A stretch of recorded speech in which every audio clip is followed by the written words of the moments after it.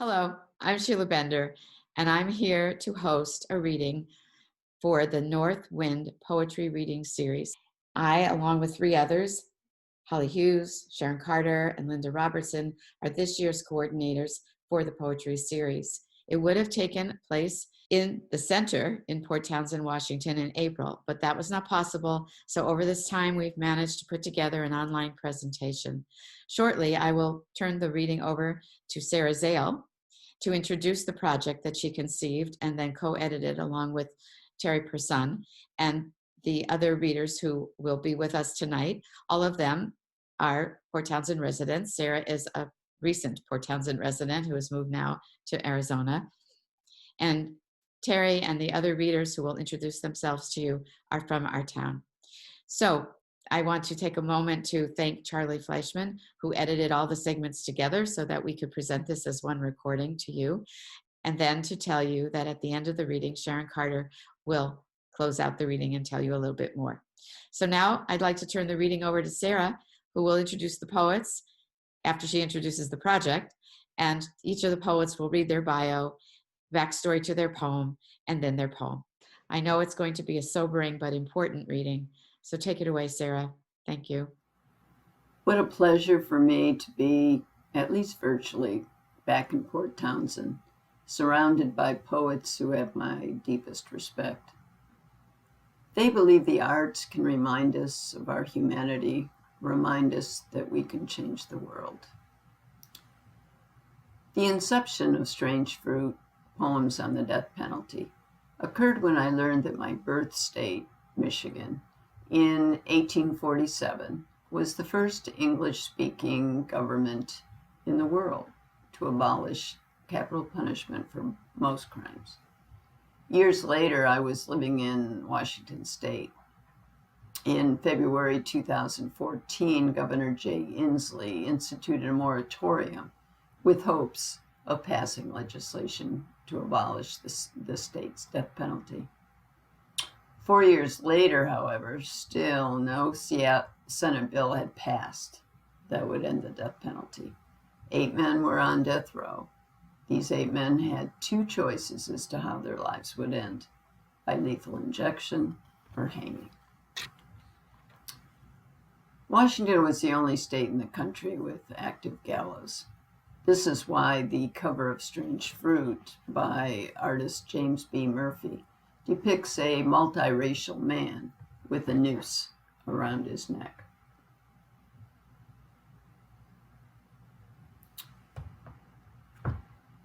I sent out a call to Washington State poets to use their art in support of Governor Inslee's fight for a bill. Terry Persun agreed to co-edit the anthology. During the fall of 2018, the Washington State Supreme Court voted unanimously to abolish the death penalty. Some people asked me at the time, so do we need the anthology now? Yes, I said, absolutely. The reason?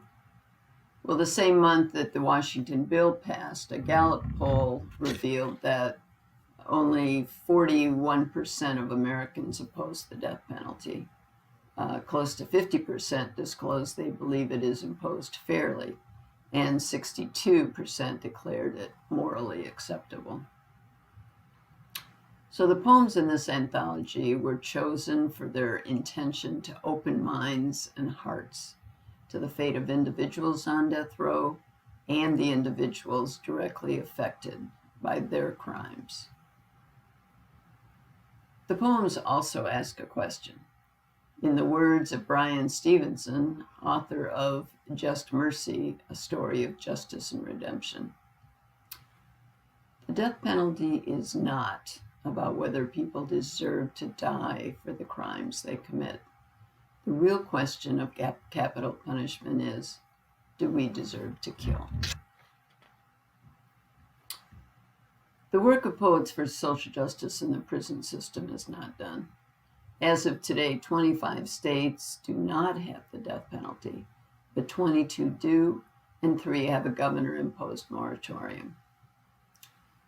This month, poets will read from this anthology at a national Zoom symposium on the death penalty hosted by Seattle University.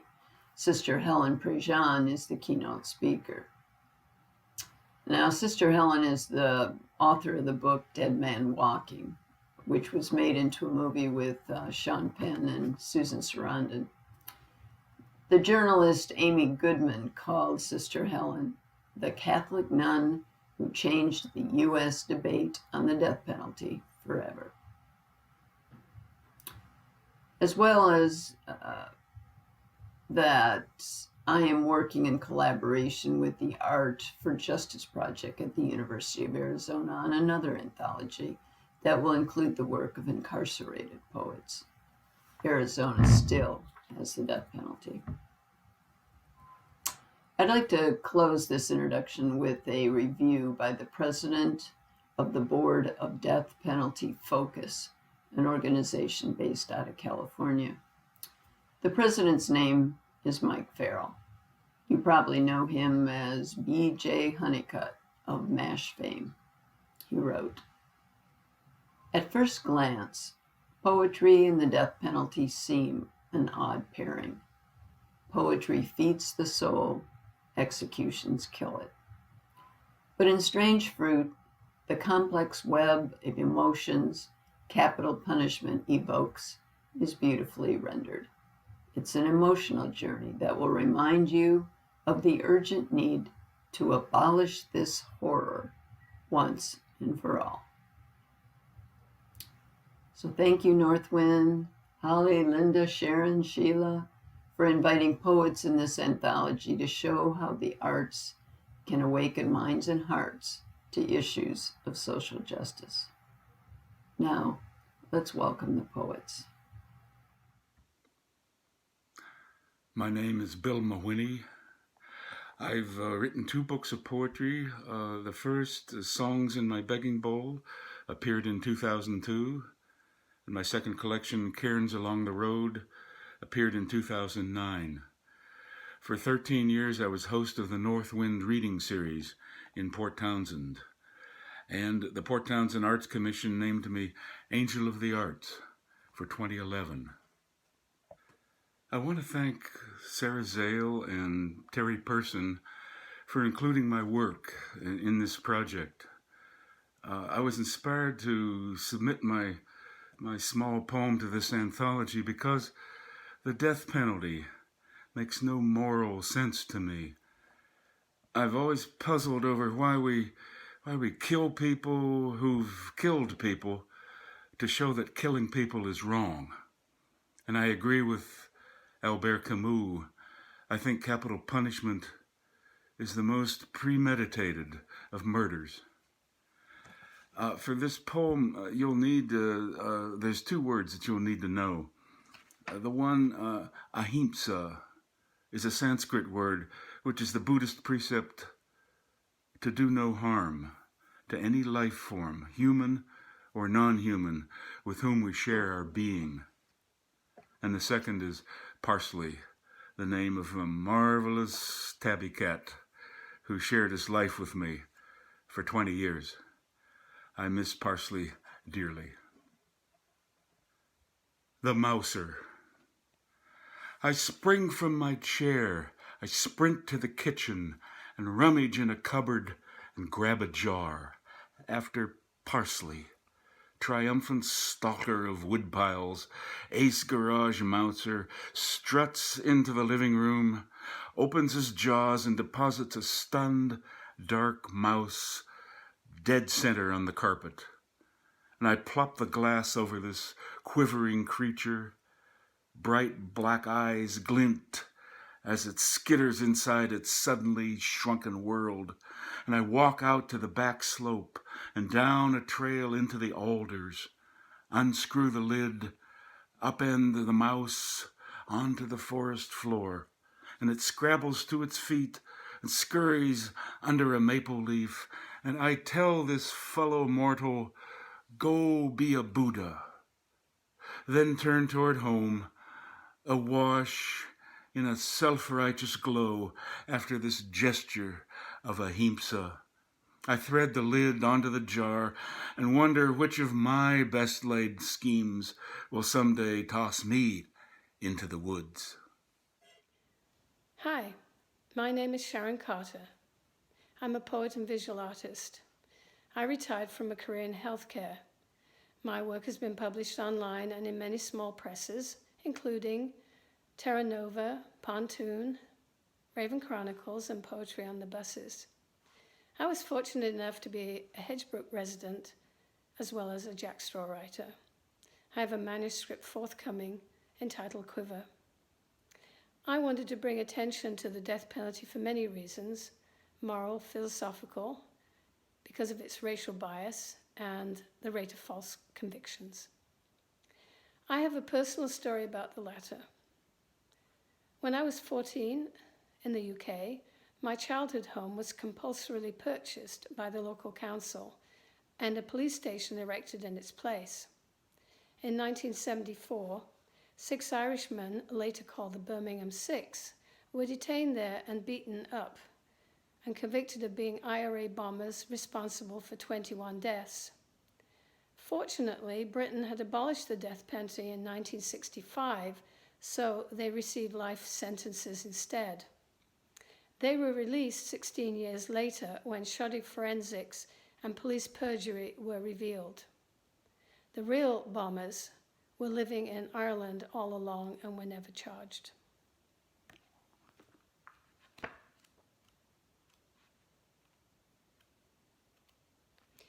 My poem for the anthology is called Sing Sing.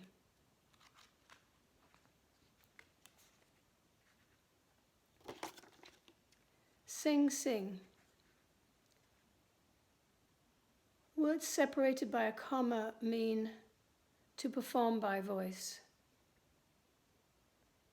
Comma erased, a prison, the name from the native sink sink, stone upon stone. In some countries, death comes that way.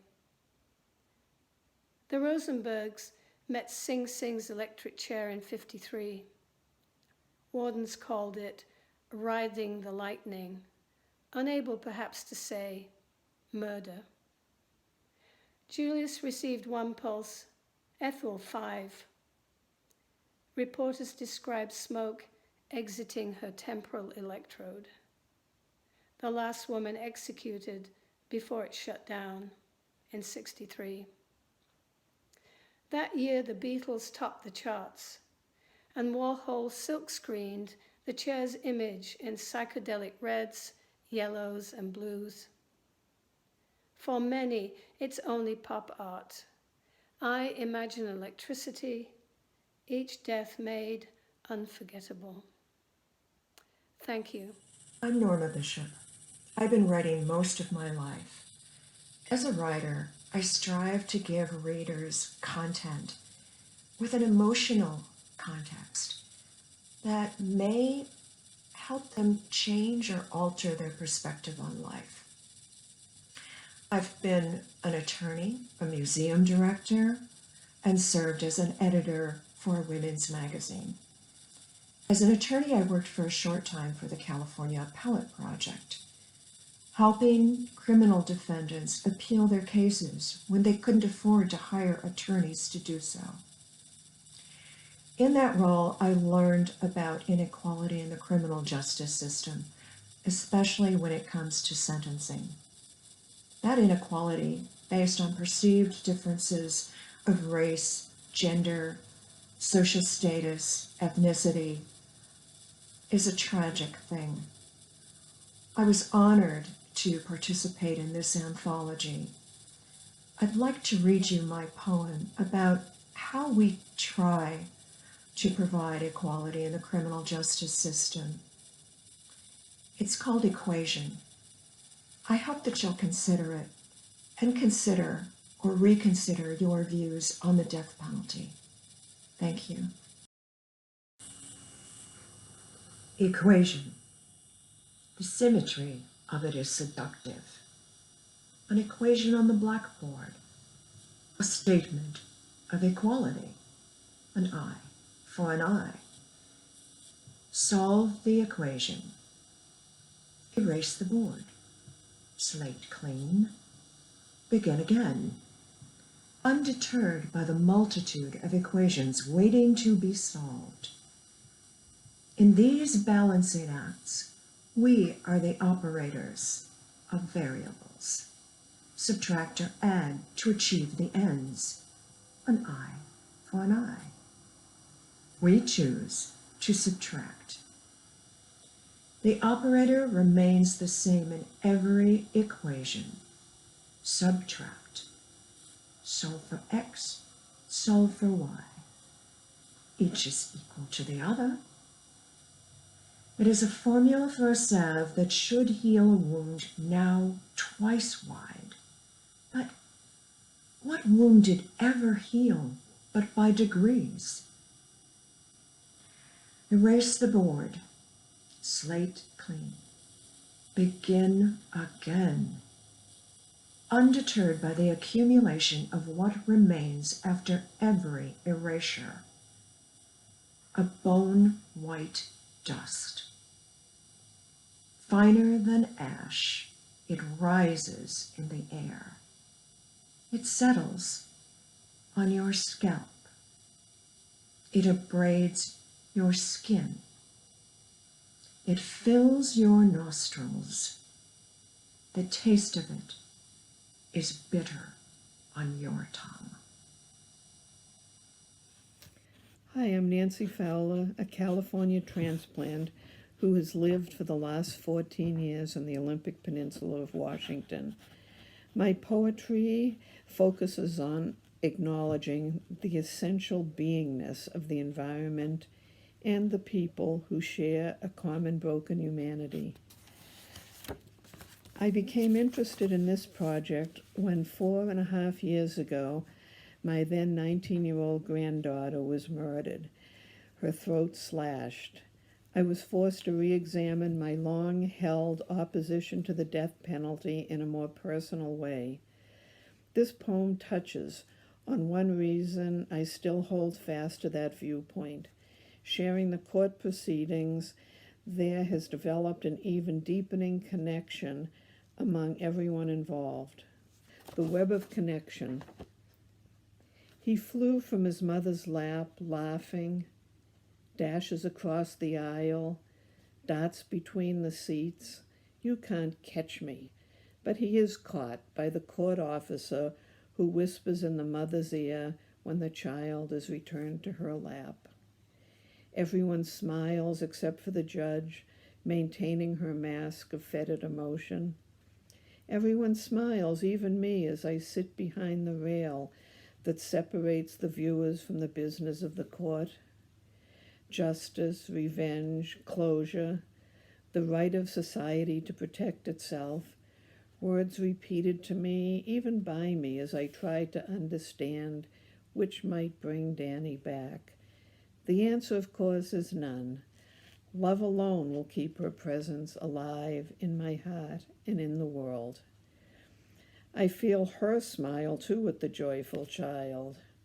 Imagined, even as the graphic photograph on display across the courtroom is horror, blood, and pain, my granddaughter lying on the pavement. Herself a new mother, she would understand the flustered young woman with the squirming boy in her arms, who pushes out through swinging doors, squirming still. The boy looks over her shoulder, waves at his father, legs shackled to the oak table, arms shackled to the ankle chains. Daddy smiles and blows a kiss. Despite the rule of no communication, the court officer averts his eyes. Hi, my name is Terry Persun. I am not only the co-editor, but also one of the poets involved with Strange Fruit. There's poems on the death penalty, and we did this poetry book to bring awareness to the death penalty and what it means to our society and our people, and to explore all the aspects involved. One of the things that I love about poetry is that it allows us to explore more deeply than what some other kind of writings might do on an emotional level. I've been writing poetry for over 40 years. I also write novels and nonfiction, and I've been doing that for a long time and make my living doing that. So when I had the opportunity to work with Sarah Zale on this book, I thought it was the right thing to do. So what I'm going to do is read one of the poems that is in there from my own work and go from there. So this poem is called Penalty. The sky backlights the city blue, no matter what transpires inside prison walls. A man's life, like an open hand, steady and sure, but strong.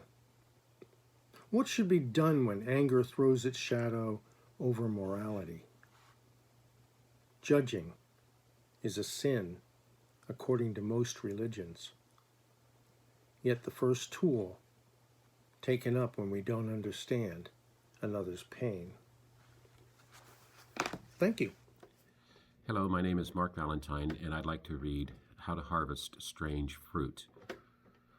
The genesis for the poem began probably 3 decades ago when I had a conversation with a prison guard, psychologist from Monroe State Penitentiary, who told me that he knew of, I don't know how the conversation went this way, but apparently there was, may still be, a specialist who remains anonymous.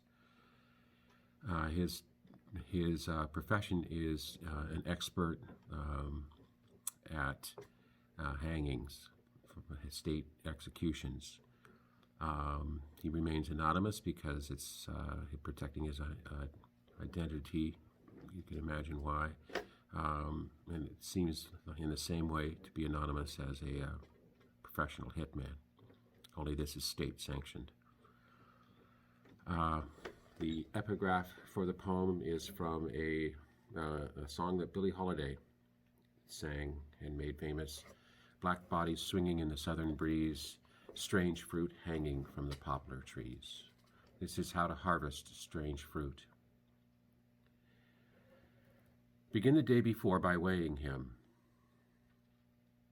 To know his weight, allow for some trials, since too much length will decapitate him, and too little will asphyxiate him. When calculated for the middle, death is instant, with fewer messes to clean. Wax or soap the rope prior to knotting. Tradition says it should have 13 coils. Place him squarely in center of trap door. Blindfold him, or better, use a hood. Then cinch the noose securely on neck with knot on left ear. Also tradition. Habits die hard after all. Tradition allows the state to kill this way. Unless. Thank you. In this final poem, I'd like to read something I wrote. A little backstory. In 1830, Stephen Simmons, a Detroit bartender, was sentenced to death for killing his wife LaVonna in a drunken rage. And at his execution, as was the practice in those days, people traveled from everywhere to view the event. The name of this poem is September 24th, 1830, The Last Hanging in Michigan. It starts with an epigraph by Dunya Mikhail. Oh, where does the world live? Certainly not in memory. September 24th, 1830, The Last Hanging in Michigan. I am the twisted neck and rise and fall of final breaths, the colic ruffle of feathers. I go where the sun weaves through the exact spot on the window glass. I am the flutter of wings and pure absence within a reflection.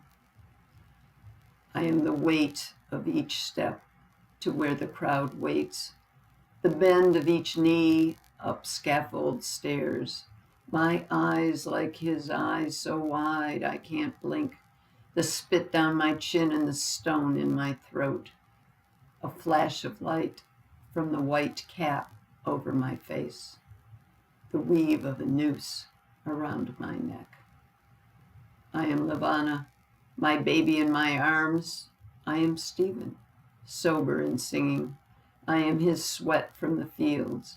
I am his stagger and his breath, foul with whiskey. I am the heat of his anger, jealous and loving and tired. I am his slap and his sorry and his forgetting. I am the sheriff resigning. I am the jitter of children riding the fever of Indian summer. I am the flex of muscle building the bleachers and testing the gallows. I am the chatter of women still flushed from the burn of the stove that baked the pies. I am the farmer who left his plow. I am the boy in the military band playing the horn. I am the preacher, the midwife, the rancher, the lawyer who hitched up a wagon and traveled for days. I am the merchant on the roof, counting 2,000. I am the beads on the brow of the boy who will propose to his girl tonight. I am the drunk with the woman on the second floor, hanging out a window and laughing. I am September. I am the glow of another day. I am the snap of the gallows door. I am the pregnant woman in the back row in a calico dress. I am his breath and my breath in syncopated gasps. I am his body dead and not dead, his body swaying and legs convulsing, his neck awry, his face like a bird's that never saw the glass. I am the boy in the tree, bug-eyed, silent, mid-laugh, and the girl wringing her hands. I am a ripple of shudders and the rustle of wind. The man fingering his hat, a woman dropping a stitch, and jaw after jaw falling. I am the choke of ah in 1,000 throats. I am the woman who shrieks and the man who sobs, and the boy who walks softly away. I am the crowd that destroys a flogging post and the circuit rider praying. I am church bells tolling. I am the flow of the ink that changes the law, and the man of God who lifts a beer to celebrate the day. I am a family headed to a hanging. I am arms driving another nail to build another gallows. I am weak legs and a voice protesting. I am leaf, I am hum, I am a flower unfolding. I am eyes that can watch without even a sigh, anything die.